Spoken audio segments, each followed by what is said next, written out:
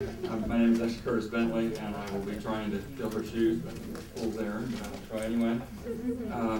First bill you have in front of you is LD 1706, an act to create Children's Wireless Protection Act. You should have a blue sheet in front of you that's the analysis. I tried to model after what James provided you. If there's something you're missing or too much on there, let me know, and I will be happy to get additional information for you as needed.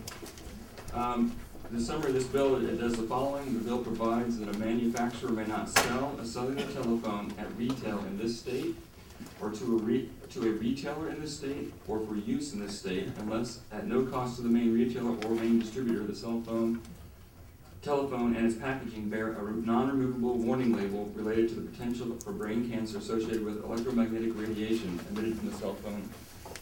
Among other things, the warning label must contain a color graphic symbol and advise that children and pregnant women should keep the device away from head and body. It also makes a violation of the labeling requirements, a violation of the Maine Fair Trade Act, which is a civil violation. It also directs the Department of Health and Human Services to adopt rules to establish requirements for uniform warning labels and provides a number of specific labeling requirements that must be contained in those rules. Technical and legal issues, there are a number that you have heard already, but I'll briefly go over those. As you may recall, during the public hearing, you heard the questions about the preemption, federal law preempting the state's ability to regulate in this area or to require labels. You asked the state Attorney General's office to look at that and give an opinion on that or give some guidance on that. The Attorney General's office believes that the preemption challenge to this bill is defensible, and the law would likely withstand such a challenge. I would also concur with that for what it's worth. Also, there's an issue out there, another legal issue regarding the Commerce Clause. The Attorney General believes that holding the manufacturer responsible for labeling requirements as proposed in this bill, particularly the phrase that cell phones are for sale in the state, would be unlikely to withstand the challenge under the Commerce Clause. However, placing the labeling responsibility on the retailer would negate or greatly reduce the validity of a Commerce Clause challenge. So I agree with that.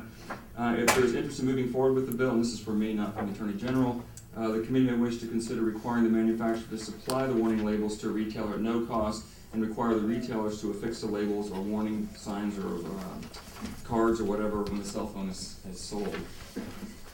This is on the back of the blue sheet, there's another bullet. This is more of a technical issue than anything as far as a legal issue.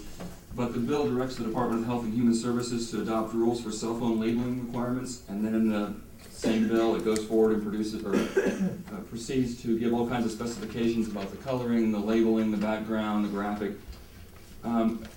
It's kind of a weird arrangement when you're sending them out to do public rulemaking or do rulemaking on this, and they go to a public hearing, and they could potentially hear from the public, we really don't like any of that labeling. It shouldn't be in there. Well, the department has no choice because it's in law. So really there's no point in taking it through a public hearing if you're going to specify in law that it must look like this, because they can't change it.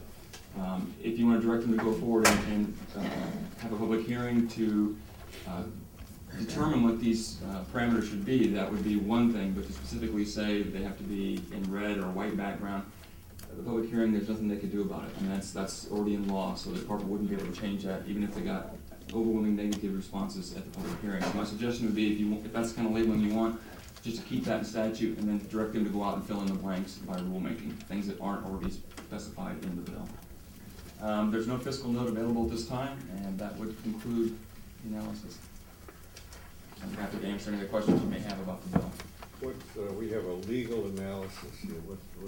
I believe that's brought forth by the cell phone industry, or CITA. I can't remember exactly what they're. CIA. Yeah, CIA. That's exactly right. CTIA. I'm sorry. Yes, brought that forward as sort of their legal analysis on a number of the issues I've already touched on. Okay. All right.